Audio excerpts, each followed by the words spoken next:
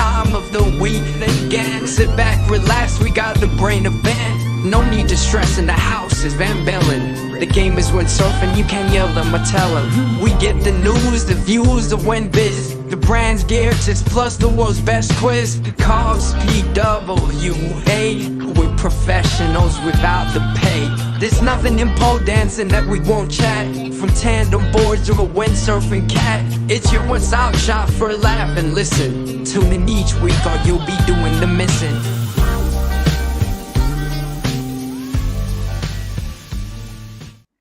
Good morning, good afternoon, wherever you are in the world. We're back Hello. again for another quick podcast. Ooh, Yeah. Another quick one, another hour-long one.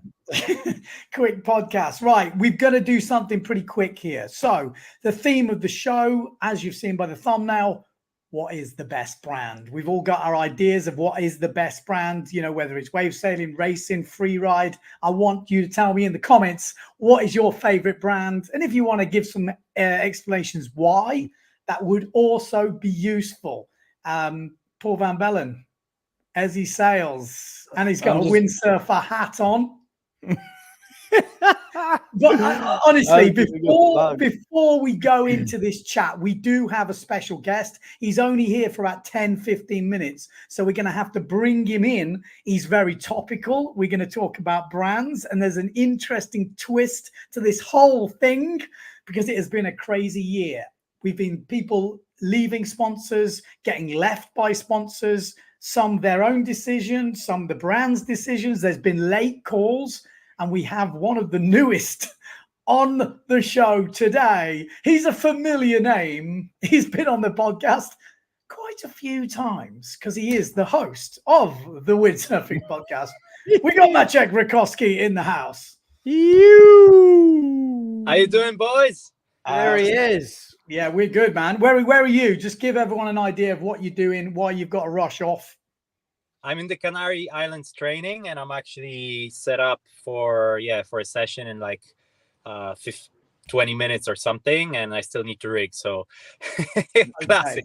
Okay. Well, like I said, I thought we'd get you on here anyway because people want to hear from the inside. It's all right, me and Paul just surmising and giving feelings, but it's always good to hear from someone on the inside. So unless you haven't been on social media this week, you might not have seen it. Maciek Rutkowski is no longer with FMX boards. Yeah, what's happening? What's going on there? Just just one of those things where after a long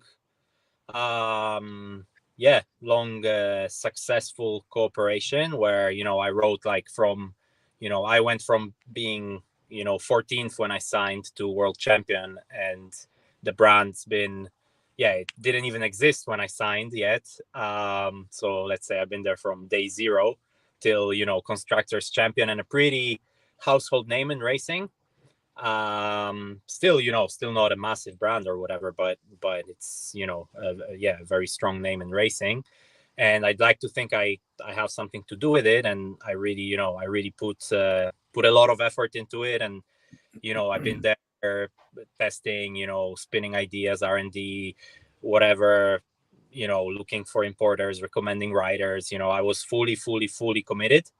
And and then at one point it just doesn't work out to work together anymore, and then you split, and it's not the nicest feeling or the nicest moment, but you move forward, and I think both parties will be just fine. Well, so we're going to come on to that. Obviously, for people who don't know, FMX Racing is Finian Maynard Racing. So Finian Maynard, obviously ex-World Tour competitor, been with quite a few brands, designing the stuff, and then set up his own brand. Maciek obviously got on board early doors and won a world title. And then obviously Johan So is on FMX Racing. And from what I've read in the press releases, Johan So and Justine Lemaitre are the only two riders to stay on the brand. Is that right as well? Because there's a few other riders retiring. I think Kestel said he's retiring. Maybe Delphine Cousin Kestel is retired. Maybe not. No, just from Slalom. Yeah, I'm not sure. I know Antoine is retiring. I don't know about Delphine. Yeah, so you could say they went with the youth. To be honest, I'm not connected enough anymore to know if FMX is going to sign other riders. You hear rumors here and there. I Come on, give me the rumor. I've heard it. try to focus on myself, because Okay, let me just say, because this is a rumor, but you've just got to look at who's in the market at the moment, who has lost sponsors, who's looking.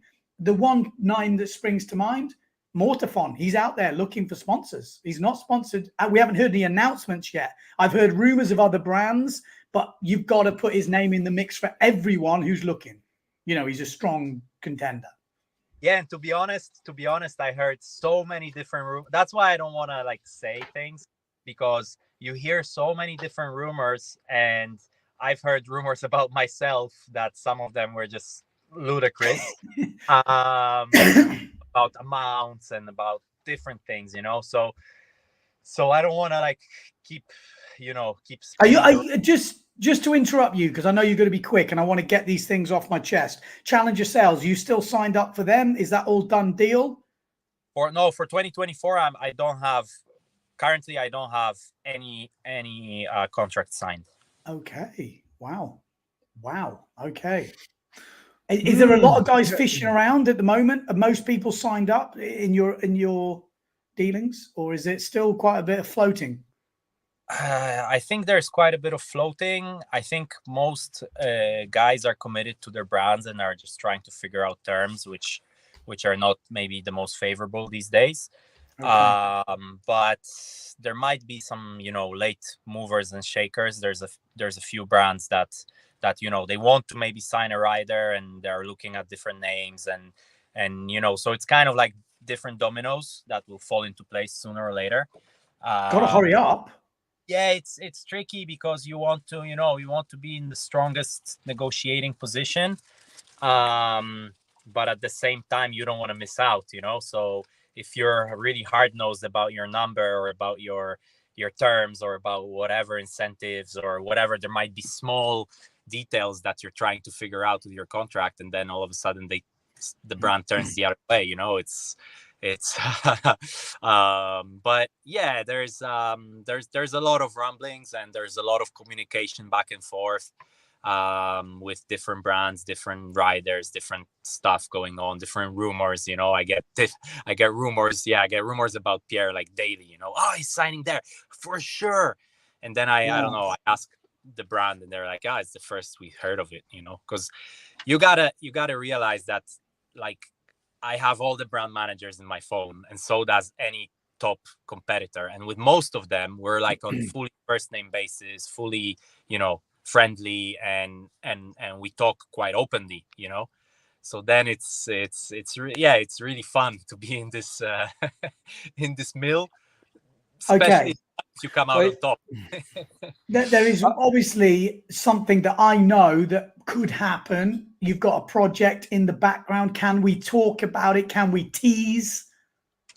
Well, I literally yesterday sent out a presentation to kind of. It would be a project. It would be a project surrounding basically testing equipment. If anybody's following surfing, they heard of Stub in the Dark.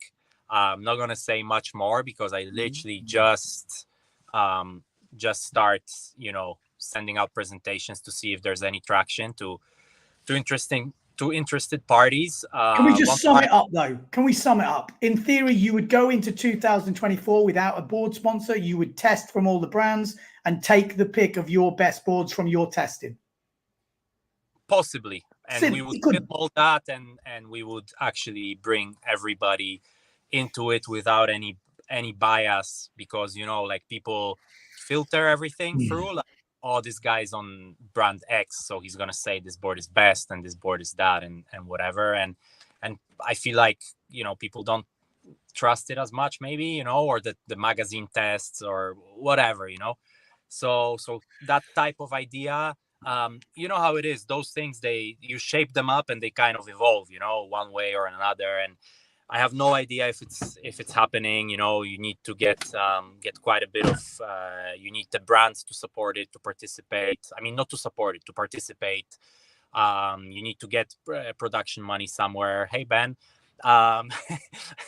you need to get you need to get the audience engaged. Well, be a part of it. Maybe maybe we crowdfund it, and some of the biggest packages would actually be getting some of those boards.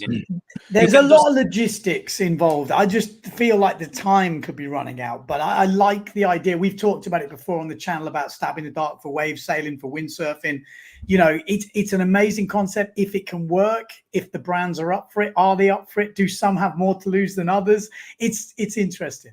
The main we forgot for somebody that doesn't follow surfing and doesn't know Stab in the Dark, the main thing there is that it's a blind test, that the boards are without graphics, which is tricky, but that's what makes it fun and interesting, because you think you're testing the duotone and you're actually on the Patrick, and maybe you have some preconception of how it's supposed to work, but so it could be an interesting project, but I said already too much. I hope it doesn't actually harm the project in any way. But why would it? Why would it? I mean, if it's going to happen, the brands are going to be after up for it, and if they're not up for it, it's not going to happen. That's as I see it. But there's all that, like you say, there's different ways it can turn and change depending on how it works. But it's an interesting concept. I like it. Yeah, and that would be really fun. For me, it would be really fun to do. And for the audience, I guarantee you it's going to be super fun, especially if, for example, I'm trying to guess boards and I'm guessing them wrong, and I'm thinking I'm testing this and I'm testing actually that, and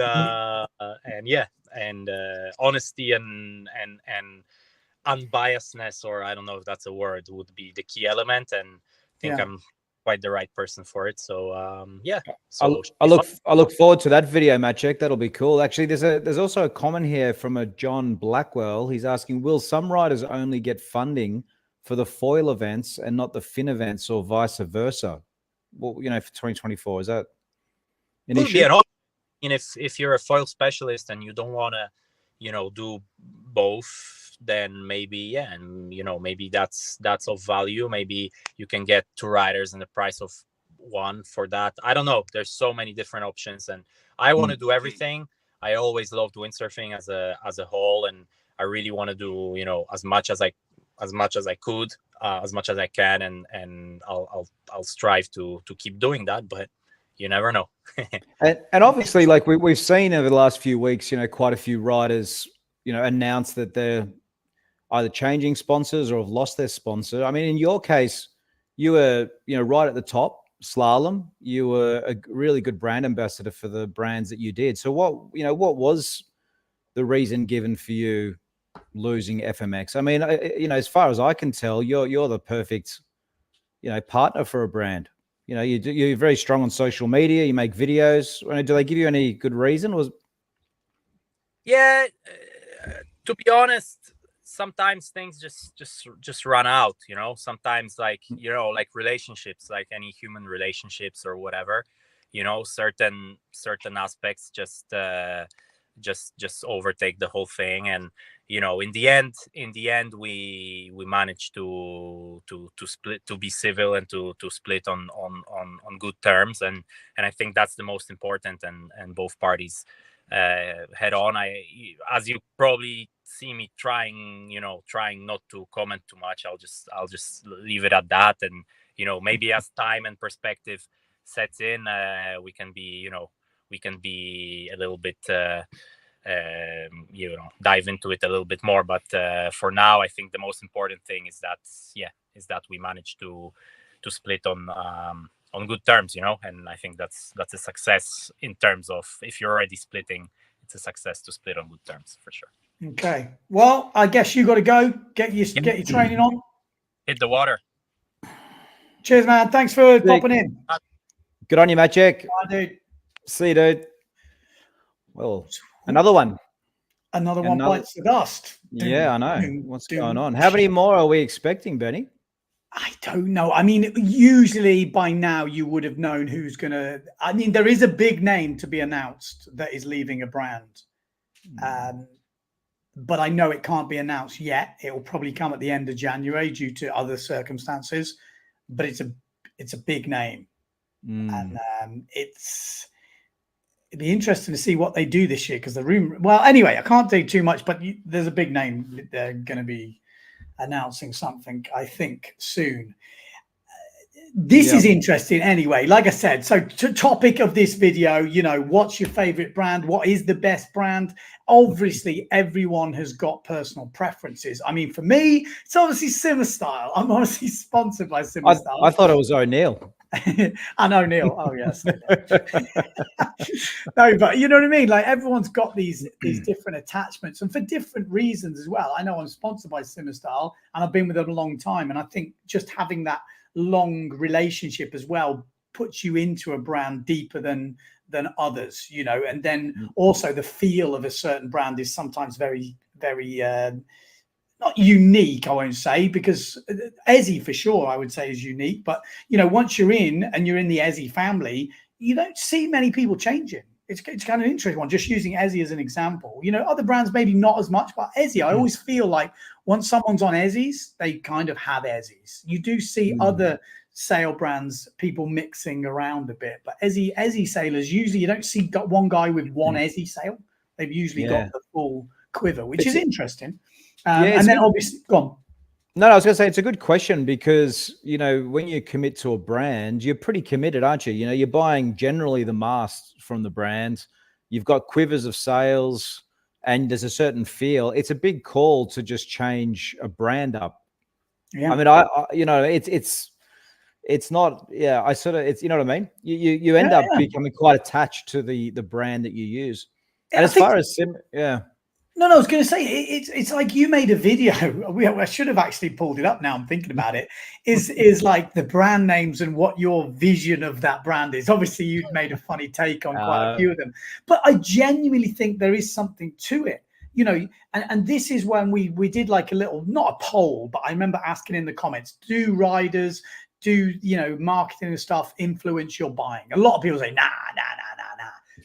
But you'd be surprised at that image that you conjure up from the riders that are on board. So let's say there's a brand and it's full of like renegade crazy men that are just doing crazy stuff. Your image for that brand will be a bit crazy, a little bit on the edge. And then maybe a brand is very like, you know, everything's proper, everything's measured. They do a lot of videos where it's very technical and the riders they have are very, you know, straight. Your image of that brand will be totally different. And how you perceive yourself or how you want to be perceived or, you know, whatever image you're looking for, you go towards that brand, I think whether you understand that or not, it's sometimes unconsciously a decision.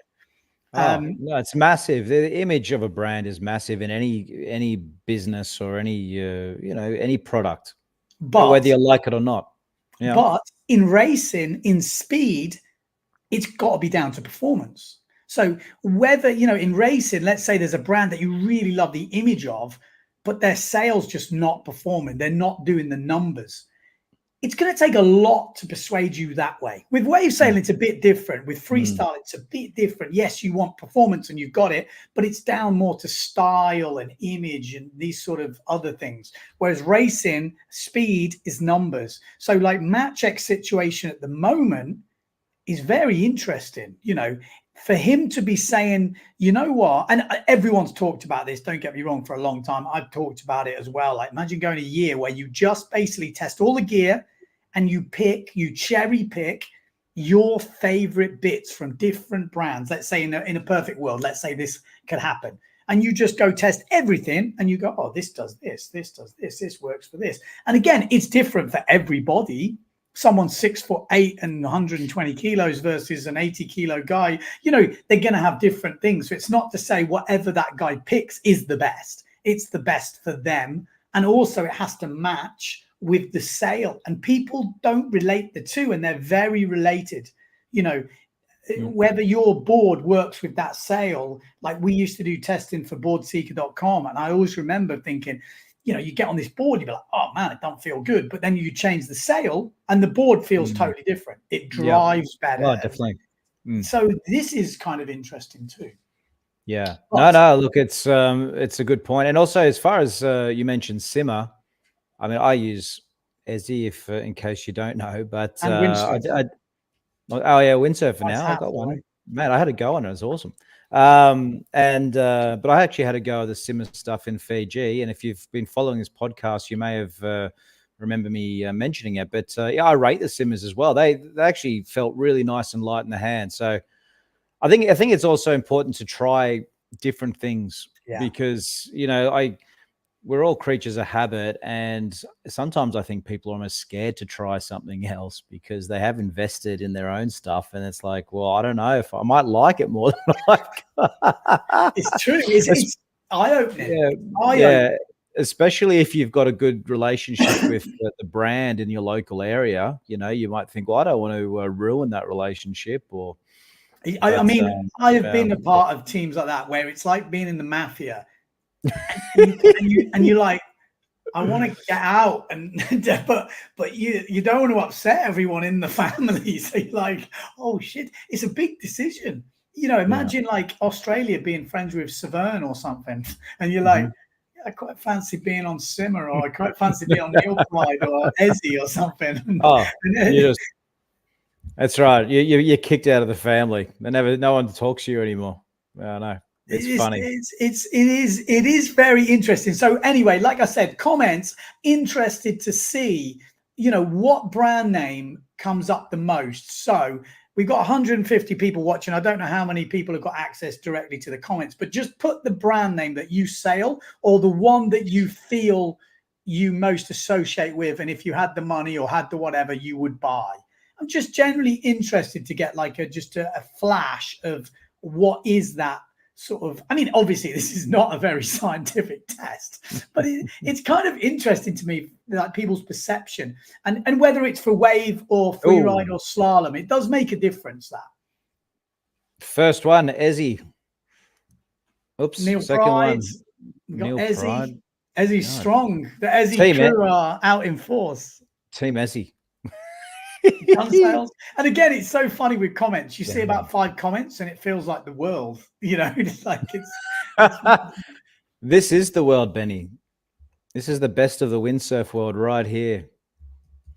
What do we got? Severn. Oh my god, they're coming in thick and fast, Benny. We got JP Pride, Simmer. Oh my god. You put Simmer. Oh my god, I can't keep up. We got Goya, Tractor Sales. Tractor Sales. I haven't heard of them. Is that a brand? Or are they pulling our leg? Severn, Ezzy, Goya, Loft. 0.7. Oh, someone's gone from Simmer to Severn. Duotone. Yeah, okay. Well, there you go. God, there's a fair. Thanks everyone for chipping in. Which is also making me think, Benny, what's this list that you've got? What's this? We've got the manufacturer's list. Yeah, good point. Okay, so we'll bring on to that. So the PWA have just released, they might have been out, but they've released the graphics and the official like constructors titles. So what it is, you get so many points for a first, a second, a third, and it doesn't go all the way down. So obviously, it's not very easy to work this out because obviously teams with more riders will have a better chance, and obviously team with the best riders obviously have a good chance, but that's the way it works. So it's constructors championships, a bit like Formula One. I don't know the exact scores and how they added up, but let's just have a look at those. They've got them for each different category, and they've got them for the overall as well. So can you see that? I will in a second. Yep. Yeah. So this is the overall Constructors Championship for sale ranking. So on the PWA, the highest ranked brands with their calculations, how they do it, Neil Pride. So Neil Pride wins, Severn second, Duotone third, GA fourth, Goya fifth, 0.7 sixth, then Gun Sales, Loft, Patrick, and S2 Maui.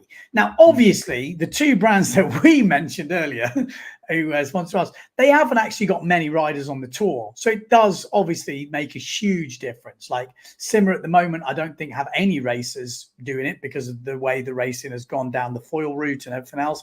And they only pretty much have, you know, one main rider in the waves. So you're never going to win a Constructors Championship. Again, I'm just going to put my sponsors just out there. Ezzy's, you know, very similar. And that's not to take it away from Neil Pride, Severn, but these definitely have bigger teams. And that's why they've got bigger teams, because this Constructors Championship for them is massive. This is like, yeah, we've got this accolade. It's kind of, I guess, like the Golden Globes or the Oscars or something like that. It's like a little bit of recognition for what they've been doing. Now, you guys at home, what do you take from these Constructors Championships? Again, do you take anything? It's obviously there. It's marketing behind the scenes. You've been, obviously, for them to win the Constructors Championships, it means they have had top riders winning or podiuming in most of the disciplines. So subconsciously, you will have been seeing these guys at the top, and you will then perceive that brand, obviously, as a big brand, as a main player. And when you look at the brands at the top, Duotone, Severn and Neil Pride, they are big players. You know, there's no two ways about it. If you had to name three of the biggest players in that, you know, scene, they're probably some of the bigger ones you would think of.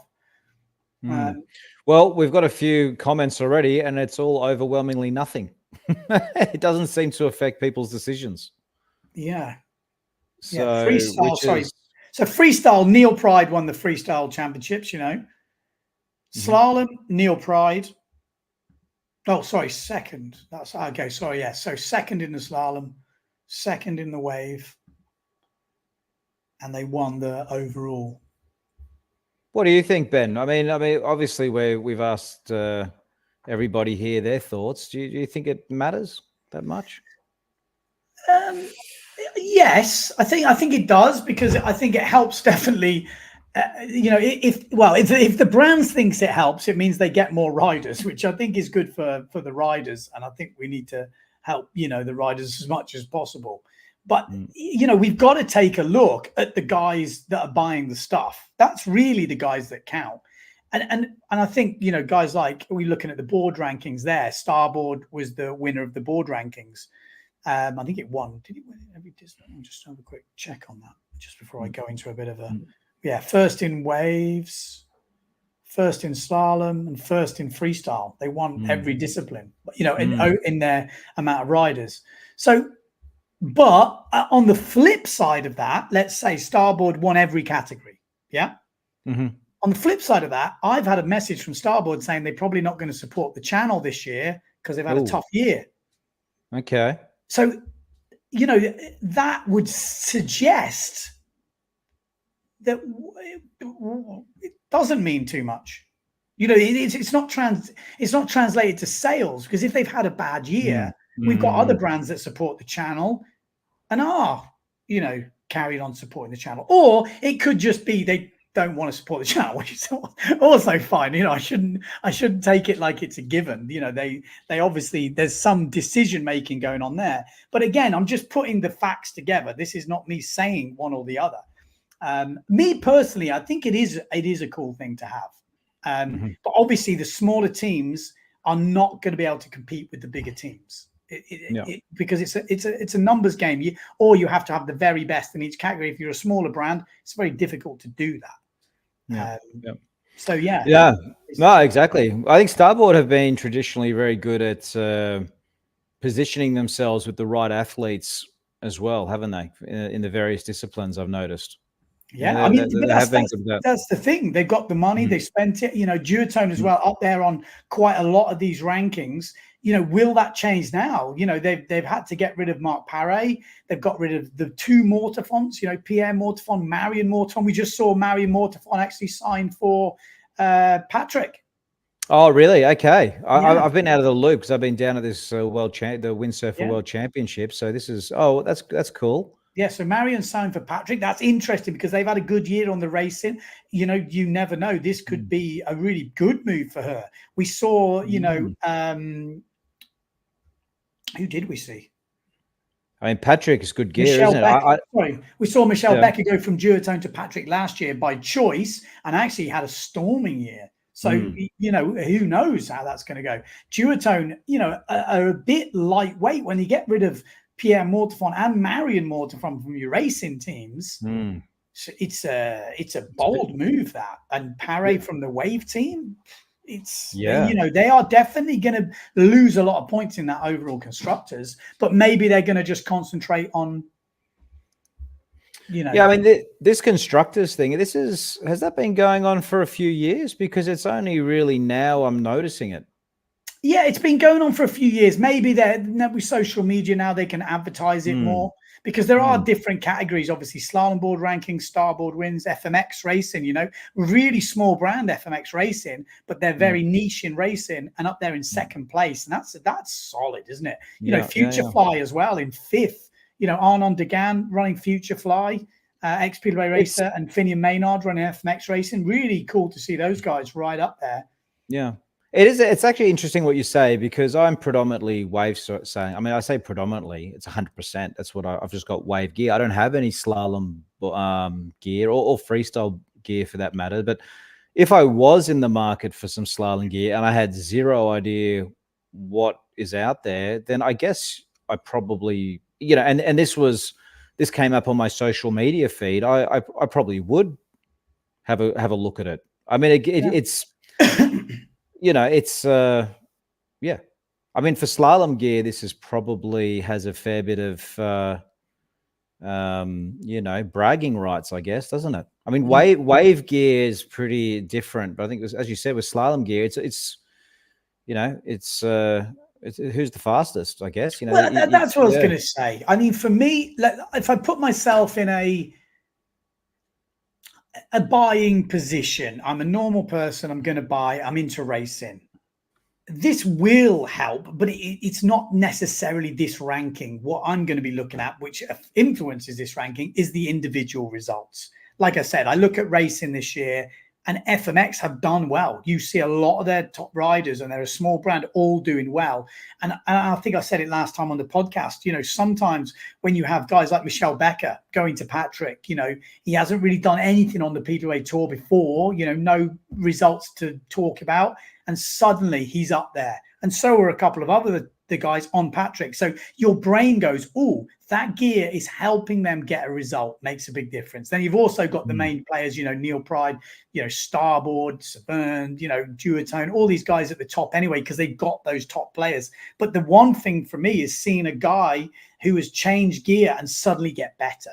That, you know, as a racer, if you're not the best in the world and you can't change everything and you just want something that's going to help you, that's what I would be looking for as someone who's trying to buy my way to a better result, because that's essentially what you want to do. You don't want to buy gear that's going to hinder your performance. And we talked about it again last week, I think, on the podcast, where I was saying about, you know, some people take the money, but they don't think about the performance. And the problem is then their results get worse, and then the sponsorship goes, and then you've got no results to get new sponsorship. And it's like this horrible downward spiral. So, you know, you have to be... Well, I'm going to ask a question for someone who's been in the industry a long time, but the board tests that you see in magazines, well, you know, obviously now a lot of it's online, but traditionally, you know, when I was growing up, you open up the magazine, Windsurf magazine, boards or surf, and, you know, they had the board tests in there. How, you know, how reliable are those results and tests? I mean, you know, how much does, you know, how much dollars spent on ads? And I mean, can we ask the question, you know? You can definitely ask that. I mean, I was involved in the testing. I know from when we used to do Board Seeker, it didn't make a difference to the test who advertised what. And I was part of or sitting in on phone calls where the test didn't go a certain brand's way and there was shit going down, because it's a big thing when you've got a reliable test and you basically say this ain't working or this isn't stuff. Now, if you are an advertiser, and again, this kind of works pretty similar, and I base this model off Board Seeker because a friend of mine used to own it and run it and do it, and I saw quite a lot of it firsthand. And it's kind of how I've run Windsurfing.TV to a certain extent. Is, you know, the guys that support the channel, you will help them get their message across. So let's say we did testing here at Windsurfing.TV. Duotone support the channel, someone else doesn't. We do a test, we have some results. We give Duotone a right to reply. So they get a right to explain maybe why the results we found got this, or, you know, there's some sort of feedback from them. And maybe the guys that don't support the channel, it's up to them to deal with it. But you can't change your result, because the worst thing is if you lose your integrity as a tester, and the public that are reading the test do not trust what you are doing, it's gone. And it's the same as, you know, I hate using the word influencer like me. If Simmer brought out a board and I genuinely thought it was a pile of shit, I couldn't then go and try and sell it to people. I'm not, you know, because as soon as that word gets out that that Ben said this board's amazing and everyone gets it and it's dog slow, or, you know, everyone's like, well, that guy's just giving us bullshit to sell stuff. And then as soon as you lose that reputation, that honesty, you're done. You're literally done. So I think in testing over the years, we have seen some very vanilla tests. So rather than dig someone out if they're advertising, the test is very non-specific. Yeah. I feel that's maybe changed over the years, and I think Surf Mag have done a good job of doing some pretty solid testing. I know the brands always used to really like, or the public used to like the charts, you know, the top 5. And the problem is with that, you can swing how something looks depending on what categories you put in there. So, you know, a person at home might look at this test and go, oh, this board's the best board because it's got 5 in this one, 5 in this one, 5 in this one. But it's not always like that. You also got to read in between the lines. Different riders, different people need different things. What I might like personally might not be the right board. Like, for example, I made this video yesterday about going to Cape Town and what I would take if I took one back. What I really don't want people to do is look at that video and go, oh, well, Ben, I'm 80 kilos. I'll take what Ben's going to take, because it's not the same, you know, because I take a 78 litre board. Most people might need to take an 85 litre board, you know. It is difficult. Of course. Yeah. Oh, I like that video. For anyone who hasn't seen it, go onto Ben Profit's YouTube channel. He shows you how you can stuff 3 sails, boom, mast, board, all into one single board bag. That was cool. And this is good. Surf Magazine, they're here. Hi, guys. If you would like to get a little insight into our testing, we would be happy to join you for some time on the podcast. That'll be cool. And that brings me on to another thing, because I have been talking to Surf Magazine recently. This wasn't actually set up, but now we're talking about it. We've been talking to him for a while because I was trying to work out how to maybe involve some sort of testing into Windsurfing.TV. I know Surf Magazine have got some, you know, really good reputation for their tests. And, you know, they do stuff online, mostly German. And I was thinking, well, maybe we could end up taking some results and kind of giving it some. I haven't quite worked out how to work it out, but we're definitely going to get those guys on the podcast. I think it would be an interesting podcast. Do they have results in English as well, or is it just German? I think so, yeah. I mean, with the whole Google Now Translate, you can pretty much translate everything. No, I know. But sometimes I see people, I think. Okay, because sometimes people buy the magazine and they send me a photo of a result, but it's obviously in German. So I was just wondering. Oh, okay. Yeah. Anyway, thanks for that offer, Surf Magazine. We'll definitely let's get them on now, Benny. Do you have their contact? Get them on. Yeah.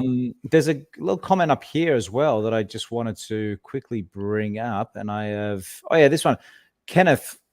I thought this was interesting. Kenneth Kolsteren, he says, I'd rather look at how brands are respectful and how they operate or treat their consumers and riders. You know, I was just wondering how much of this may or may not be an issue into the future. Will people become a bit more interested in where's my sails made? Who's making them? Blah, blah, blah. I mean, at the moment, I'd say most people may be a little bit ignorant, if I could say that's where all the gear sort of comes from. I mean, I have a rough idea, but just wondering if that will become more of a thing, or people. Yeah, I don't know. What do you think, Benny? Is that? I think, my honest opinion, no. I think price. No. I think price is again, and I'm not speaking for everyone, so don't all shout at me in the comments if you're really into, you know, all the other stuff. I don't want to get into trouble. Obviously, there's going to be some people that will be looking at that, and it's a big part of their life. But my personal opinion, again, whether it's right or wrong, it's just an opinion. I feel most people are guided by price, because it's expensive sport if you relate it to football or somewhere like this. So, you know, in terms of buying equipment, we do have a lot of equipment to buy. And I think price is definitely one of the main components. If prices are all the same, yes, other aspects are definitely looked at. Obviously, performance is a big thing. I think image is a big thing. And I think, you know, where it comes from and all that stuff is, for most people, a little bit further back. I think in most things, you see it just on a global scale at the moment. Obviously, a lot of people do care about that. But at the moment, I think it's still later in the list of the things you're looking at. But it definitely, if there's comparable, 100%. 100%, because we're not talking about buying some coffee beans or something like that where the price difference is 50p difference. You know, it could be a lot more. But I think if the price is similar, yes. Yeah, not good. Fair enough. And Surf Magazine has responded. We have an English version of our latest waveboard test. So there we go. Thanks for that. That's cool. I'll have to check that out later on. It's an interesting concept. Like I said, I've always wanted to do some sort of testing here. I talked about it ages ago of trying to do, like, I kind of called it 2-minute testing, because when I was involved with the testing with Board Seeker and stuff, the biggest problem, and Surf Magazine will know this, is the logistics. You get, how many boards have they got in that test? What's it say? 9. So nine boards. 9 boards sounds like easy. Oh, brilliant. 9 boards to unwrap and to fin up, and you got to do 9 boards. Then you've got to get them to the beach. Then it's got to be the right conditions. Then you've got to swap. Then you've got to change sails. You've got to do all that is a mammoth task. A mammoth task. So I kind of had this idea where I would literally rock up to the beach and use a bit of WindsurfingTV and be like, okay, that board there, can I take it for a spin? You know, like within reason. Obviously, you're not going to go some total random dude, but you would kind of, you would get with friends. They could be a 3-year-old board, could be a 5-year-old board, could be a brand new board, could be whatever. It could be at the test centers, some of these ones around the world, but you would literally take it for a spin as is, like, because I'm trying to talk about minimum input. So you film where the foot straps are, you film the fin positions, and you do that. And you go, this is what it is. These are the conditions. This is what I'm going to take it. I'm going to give you my first impressions of this board. And that's as simple as it is. I know that's not perfect testing, but it might be a nice way just to bang out some kind of interesting stuff. And I know when you're testing, you cannot just talk from personal experience. You can't just go on the board and go, shit, don't like it. You've got to try and sail it hard, where you're pushing the rail, like, for example, a waveboard. You've got to take it easy, where you're not putting as much pressure for someone who's not driving the rail as much. Does it keep speed? You know, does it smash off the top? Can it easily turn? You've got to test all these things when you're testing. It's not necessarily going on it and going, oh, I like it. Oh, I don't like it. You've got to try and understand what that board is good for, who would enjoy it, and all these different aspects. It's a really interesting world, the testing, I think. Yeah, and that's, if you're listening, well, it sounds like Surf Magazine is listening at the moment, but one thing I found with the tests is when you read the reviews, sometimes I find they can be, they sort of say that everything's pretty good all the time. You know, so you have 9 boards or 9 sails or whatever, and you go through it and they're all pretty good or something. You know what I mean? Like, it's not, they're not sort of saying, well, this one is just way better than that one because that one, blah, blah, blah. And then, I mean, so sometimes when I read, like I said, when I read the reviews, I'm kind of like, well, I don't know. They all sound pretty good. I'm not sure. Is that also, you think, because, you know, the gear these days is all pretty good, and, or, you know, there is, you know, you don't want to bite the hand that feeds you. A bit, I think it's a bit of everything. Obviously, you don't want to totally dig some out, but I do believe a lot of the stuff is good now. But you've got to find out what it is good for. You know, it's not necessarily that is good, that is bad. There are different ways that it can be good. But it is difficult because as a consumer, it's not, for example, it's not like Top Gear. I remember when Board Seeker was set up, which again, Adrian Jones, my mate back home, set that up, and it turned into a beast of a thing. It was before its time, I would say. But the testing there he did was amazing, really. We had like a dictaphone on the beach. We'd go out for a sail, come in, wouldn't speak to anyone, and we just record these voice messages about the stuff. But what you realize is his idea when he did it was like Top Gear. So yeah, this freaking car couldn't skim the top of a rice pudding. This is got no guts. But the problem is, windsurfing isn't like that. With cars and engine size and acceleration, there's really specific numbers. So it's easy to say this car has got no guts in it because it hasn't. That's it. Whereas with windsurfing, if you don't have the right sail with it, you haven't put the fins in the right place, if the rider isn't good, there's so many different parameters and things going on, variables. It is really difficult to say, for example, this is definitely this. But the more you test, the more you're easy to do that. And like I said, again, I'm going to shout out Surf Mag as well. They do good tests, it is interesting. Again, before it's all been in German. So I'm just going on what most of the people are saying in the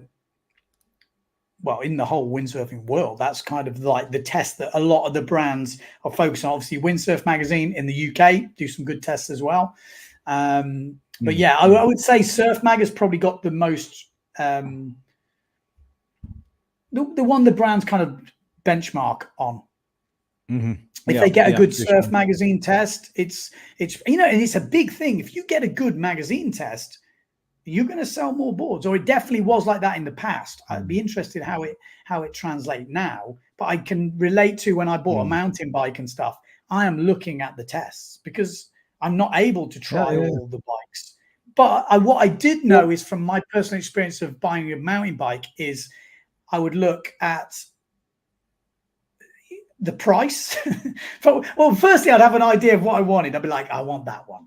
And then I would look and go, oh, that's bloody expensive. Oh, this one's on a deal. And then I would convince myself, if I saw one for the right price and was available, that this one was actually me. And then I would look at the tests. And as long as they weren't terrible, because I'm not like a pro bike racer or mountain bike rider, I would convince myself that if it's in the 7s, 8s, I'm happy with that. It wouldn't bother me that there was a 9 and a 10 there if they were like 2-3 grand more in terms of mountain bike. So I don't know. I'm pretty sure it might be like that in windsurfing. And Surf Magazine responded, just for anybody listening who can't see the podcast, it says, we mostly give advice for different surfer types. Which board is good for a wave beginner on the Baltic Sea or for experts in down-the-line conditions, for example? So that's good. Thanks. We'll have to get you on the podcast sometime. That'll be awesome. And Simon Crabtree saying image and durability is huge. If I'm spending £5,000, a few £100 is less critical. I want the right color and the sail I want. A year later, I've forgotten how much I've paid. But I would agree. And again, it depends how much money you earn and all that stuff, disposable income. But I think it's true. To me, what I've learned a lesson, and I've learned it a few times over. It took me a while to learn it, but if you want something, don't go second best sometimes. Like I've done it with cameras before.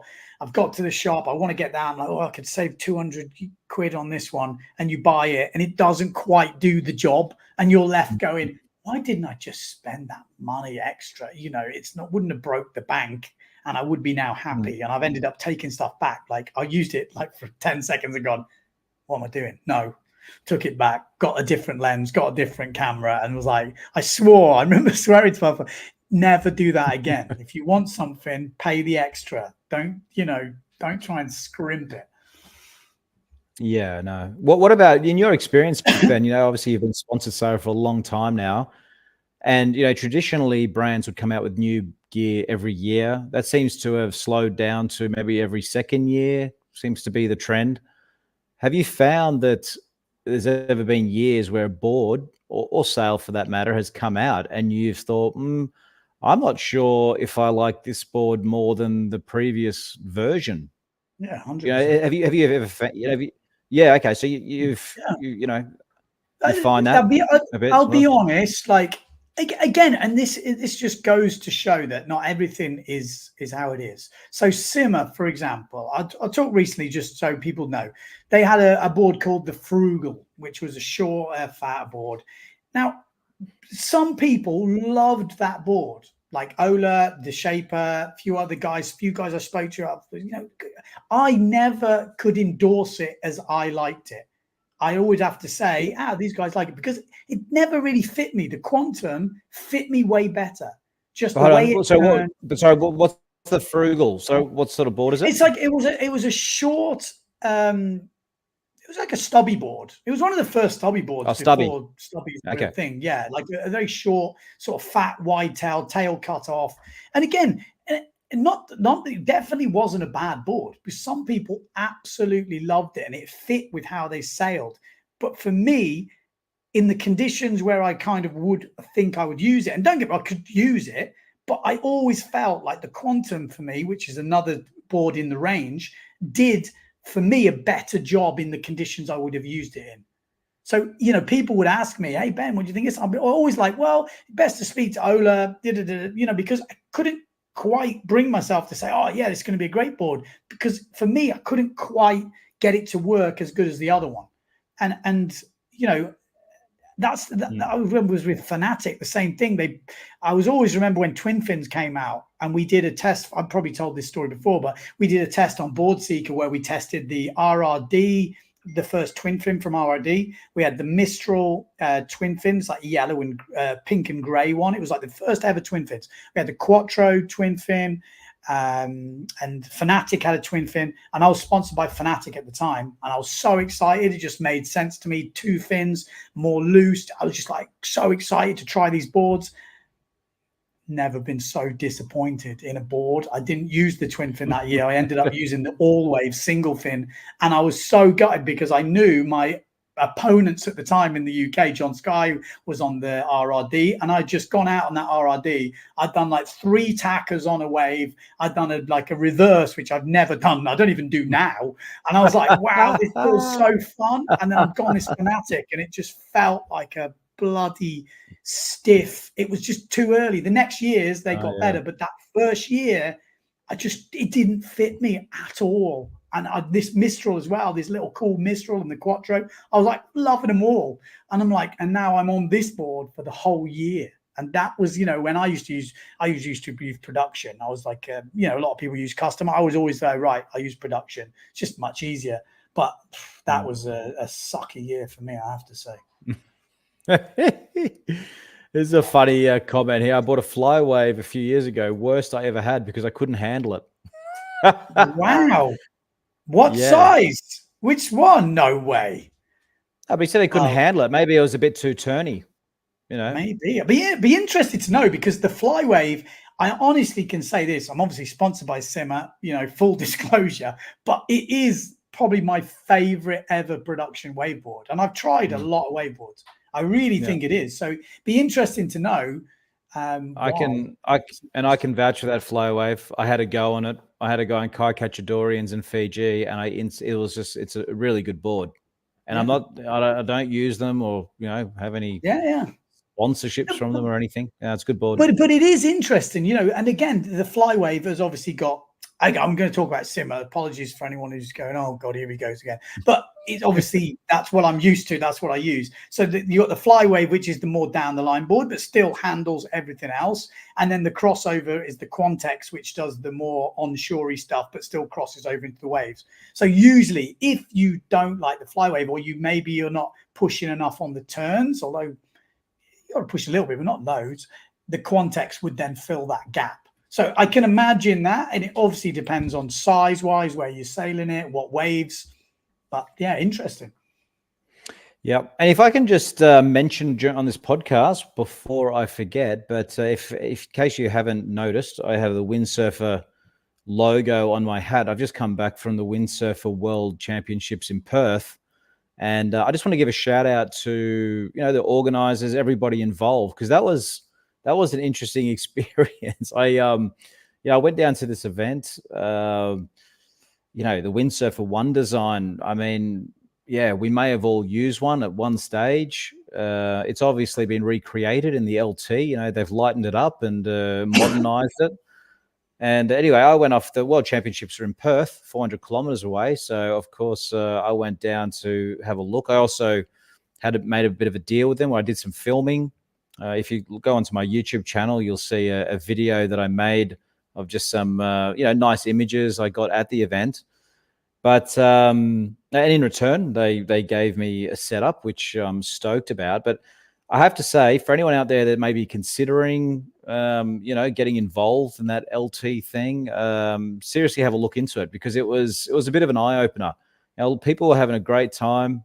You know, ex-world champion Scotty McKercher and racers and all sorts of people there, and they were stoked on it. You know, it was interesting. I mean, that's the interesting thing. We're talking about brands, we're talking about gear, and you know, early days, the Windsurfer, that was it, pretty much. Like you bought, there was no choice to be made, which does make it easier. Like I watched the video. I was part of the podcast you did, but listening to all the interviews and all the people, you definitely walked away there thinking, wow, this could be something I could get into. And you look at the gear, I'm not being rude, like from a normal, you know, relatively up-to-date windsurfer, you're like, oh, it's a bit old and stuff. But when I was watching the video, it didn't even enter my head, because I was looking at the scene. And for me, it brought home, that's what's missing, the scene. That's what the windsurfing needs, the scene. And that's what keeps windsurfing going, is the scene. And that's why you see in any strong, windsurfing community, the scene is up and going. There are people that are really helping push it. And when you did the interview, was it Bryce? Is that the name of the guy? Or what? Well, maybe not Bryce. I don't know. The guy who runs it, and Nick Bez. Bez, that was what I was saying. Sorry. Yeah, Nick Bez, and you see that energy, and you see that it's just really easy, like, for them to do it. Like, and I feel that's the problem with foiling and all this stuff at the moment. There's not a clear direction at the moment, because we're in this limbo stage. Whereas with that LT, it's like, well, this is what we do. This is where we're going. This is it. And it was like, it's really straightforward. So you can everyone can get behind it. And you could see everyone was loving it. And it isn't because the gear is amazing. The gear does what it needs to do, but it is more the scene and the ease of, I buy that, I'm in the group, I'm part of the gang. Like, that's how I saw it anyway. Yeah, no, and that's exactly what makes people excited about it. It's not just about what's going on the water, but off the water, And the thing is, the gear, you look at it and think, triangle sail, it's PVC windows and Mylar, and it all looks very low tech, but it's not just about, it's the fun that it brings you. You're still having a lot of fun on it, because it has a purpose, and the purpose is to do tactical racing, and it does that well. It's kind of suited to the job. And obviously you can use it in any knots. I mean, when I say any knots, you don't want to probably go 30 knots, but most of the time, 5, 10, 15 knots, and this thing goes. And the other thing is, I'm going to try and make a video tomorrow, but today I was sailing at Coronation, and Craig Spottiswood, Spotty as he's known, was down at Corros. It was about 20, 25 knots today. And I rock up at the car park. I see a guy on an LT just out there, just burning back and forth. I thought, oh, this is classic. This is so good. And he's fanging around, carve jibing the thing and burning out through the waves. And I just thought, okay, this will be fun. So I was following him around, and I was struggling to keep up with him on my waveboard. We should say, though, for people who don't know Spotty, he is one of the fastest guys, or was one of the fastest guys in the world. I mean, he's got one of the records, or at least close to the record, down at Sandy Bay, isn't it? Sandy Bay in Melbourne way.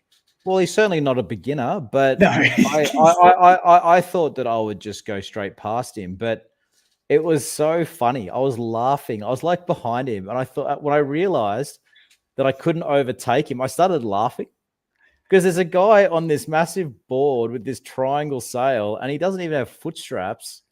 And then I started concentrating, going, all right, I mustn't be like doing something, I sort of take that racer stance on my wakeboard, and then I was struggling to overtake it. It was so funny. It was so funny. It was awesome. I was loving it. I was absolutely loving it. So anyway, they're you can have a lot of fun with them. So I just thought I'd mention it. It was a great few days I had, and I think. Well, it seems to be a growing thing. The organizers said that they're getting increased interest. I'm not sure how far it'll go. The next thing is getting young people involved. But if you're thinking about it, have a look into it. It was actually pretty cool. It was pretty cool. Like I said, I bought into the whole thing.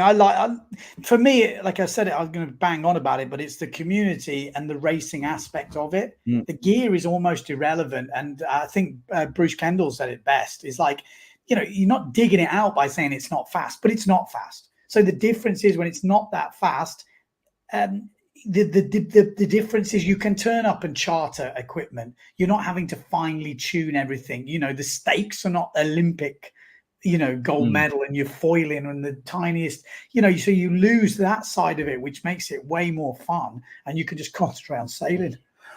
Yeah.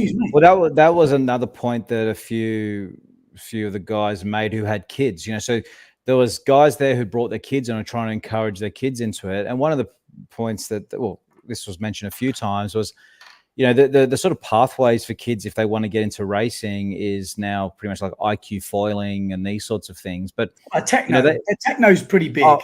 Yeah, I guess so in Europe, but over here, I think the foiling thing is what most kids are looking at. But as one of the guys said, he said, to get the whole setup, I can't remember what number it was. It was like 10 grand or 12 grand or something. Whereas he said with the LT, it's Australian dollars. It's 3,000. So about 2,000 euros. So that was a big reason why he thought, well, I'm getting my kids into this, but just because of the cost. You see, if you have a couple of kids and you want to get them to IQ, there's 20 grand, basically.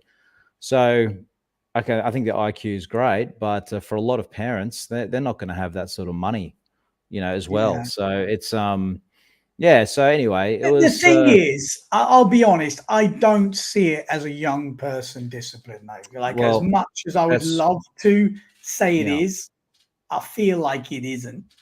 Not to say it hasn't got its place, but I feel like you could convince sailors to come and go over. But if you're a young kid growing up, you want to be on the newest tech. That's just normal, isn't it? I think this is a definitely different style of windsurfing.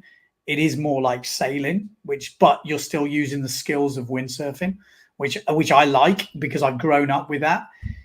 But I can see for the young kids, the techno is definitely a better route through. But not to say that LT hasn't got its place. I feel like it has, and that type of event has definitely got its place. And the longboard, where you can go out in all conditions, you don't have to worry about it. And the big thing for me is the charter. You can come into a world championship and just get aboard. This is massive. Having to flog all that gear around the world. Arnon put a picture on my Facebook page earlier. Actually, I should really share it because it's after I put the video on the other day, he posted this picture, and this just goes to show that some of the guys have been dealing with some absolute crazy equipment over the years. Check this. I'll see if I can share that. I can see it in the background. This is what some of the guys are dealing with. Obviously, there's a few guys there. For people listening audio only, Arnon's got 1, 2, 3, 4, 5, 6, 7, 8, 9, 10, 12 bags or something like that, pushing them through the airport, and it is stressful. I don't think that's crazy. Yeah, I don't know. It's painful enough just traveling with one bag, one quiver, but I don't know how those guys do it. It's insane. But yeah, just touching on that point about the young people getting into it. That's a totally fair point. I think for when I was there, and then I'm in my 40s, so okay, maybe I'm not the best gauge for what young crew want, but when I was there, I was thinking there's probably a fair few people that are kind of more in their I don't know, like late 20s, 30s, say 30s or 40s or whatever, that are just looking for something to do.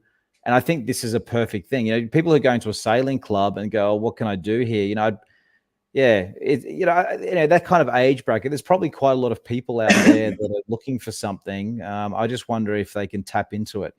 But, I feel like it's like the gateway drug in sailing clubs. Like, you want sailing clubs to have these boards that you can do this racing on just to get people in. I think then as soon as you're in, you do get tempted by other things, you know, and that can definitely, but you've got to get them in the first place. And it's hard, you know, and I think sometimes choice, like what was someone saying to me about like the choice paradox or whatever the version of that is, when there's too much choice, you just get overwhelmed and then you don't even make a decision and you always feel like you're missing out. Whereas when the choice is very small, you know, like for example, you go into a pub when it's got 100 beers, or you go into a pub, it's got 2 beers, you've only got 2 to pick from, and it's like much easier. You go, yeah, I'm quite happy. If you have 100, if you pick one, you're missing out on 99 others, and it feels like, oh, I should have had that one. And you almost feel disappointed. So there's something to that with windsurfing. Sometimes you like, you know, you go to a rental center, it's only got this, you get on it, you have a good time, you know. So yeah, interesting. Definitely interesting. That I am ignorant of the techno because I never got involved with it. And plus, where I hang around here, there isn't any techno scene. But is that as strong as ever, that techno scene, or is it, you know, is that maintained popularity? Or I'll be honest, I haven't got updated stats on it, but the last I heard it was super strong. Okay. I should really have. I mean, it does make a difference because, you know, a lot of the techno stuff is funded by Olympic sailing and that pathway. So there's way more money from that sort of side of it, as far as I understand. Yeah. And actually, Mr. Morales over there in Miami, you know, those guys are doing an amazing job through the sailing clubs. You know, he was on the podcast telling about his kind of vision and how he's into all the sailing clubs. And that just makes you motivated. That makes you see that there is this thing. And again, I should have said that earlier, actually. Tilo over there is doing an amazing job in America. So you can see in Australia, it feels like the LT is doing that. In Miami, it's like, you know, Tilo's doing his thing, obviously, and it's growing. Hang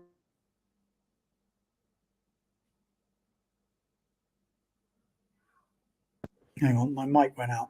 It's just finding that right path wherever you are. I think it's yeah. Well, that's a good point, isn't it? Depending on where you are in the world, there's localized scenes that seem to be sprouting up.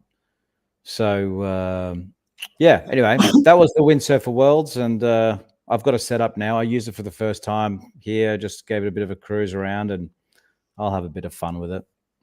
Yeah. That was good. Yeah. We look forward to it. Right. Well, I'm going to get ready because I'm going to Cape Town tomorrow. Woo. Cool, Benny. Yeah, awesome, mate. So just quickly, what's going on over there for you? Well, we've got, obviously, I'm going to go do some sailing. We haven't had much wind here in Portugal, so I'm looking forward to going sailing. But main thing is we've got the Send It Academy, got 3 weeks of coaching. Although, 10 senders on each week, split out over. I'm going until the 4th of March. So, but we've got 3 weeks, pretty much 2 weekends. Mid-February, I'll finish the clinics, and then I've got a couple of weeks at the end, and the missus is coming out with the baby, so we do some more sailing and more cruising around Cape Town. So I'm looking forward to it. It looks like it's been quite a windy year so far. Yeah, cool. No, I've seen some images. It looks super fun over there. So, that's good, Benny. You'll try and carry on the podcast from over there. I don't know how possible it'll be, but should definitely try and do it. I could be able to give you some updates from over there because there's usually quite a lot going on. And you usually, because you're in that windsurfing scene, you hear of all the ins and outs. And like I said, I think, you know, I saw Miguel Chapuis, as again, going about sponsorship, has left Neil Pride JP. We heard, you know, Marino Gill may be going to Neil Pride JP. No confirmation of that. We're hearing, you know, Mortefons are changing sponsors. There's lots of stuff. Maciek has got maybe this thing going on. There's a lot going on. So it's, I think, you know, as much as it's kind of bad for some people, for the whole scene, it's kind of interesting. It really is mixing it up. And I think with the quality that we've got in the live stream now and all this, it's going to be very interesting. And in terms of Cape Town, I will be doing like those videos from the week. So we have 10 guys trying to learn to loop, you know, improve their wave riding, aerials, whatever it might be. And then at the end of the week, we'll do a roundup of kind of like the best bits from the week. So it's usually pretty entertaining. So Send It Sunday will be a bit more like the Send It Academy. But yeah, Awesome. I'm looking forward to it. Yeah, no, I love those videos, Ben, that you do. Good on you, mate. Well, look forward to it. Thanks everyone for joining in again, where we haven't run for 3 hours. So that's a win for some people. That's good. We're doing just over an hour. We are getting better. And like I said, so many comments, if you get a chance to going through these, but really interesting. Like I say, a lot of people quite strong thoughts on brands. It's definitely always an interesting one. I'm just looking back over these flywave ones. Okay, it's all right. I need to do some research. It's a shame that the comments don't come up in the actual comment, you know, like in the main comments on the YouTube video, because it is quite hard to find these for some reason. And there's a lot of interesting ones there. So yeah, thanks for everyone who commented. I'll see you in Cape Town. See you guys.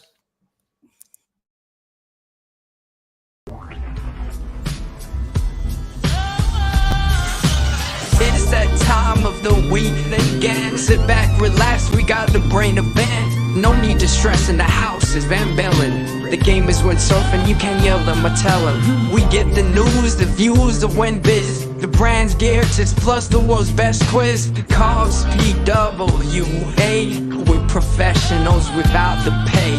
There's nothing in pole dancing that we won't chat. From tandem boards to a windsurfing cat. It's your one-stop shop for a laugh and listen. Tune in each week or you'll be doing the missing.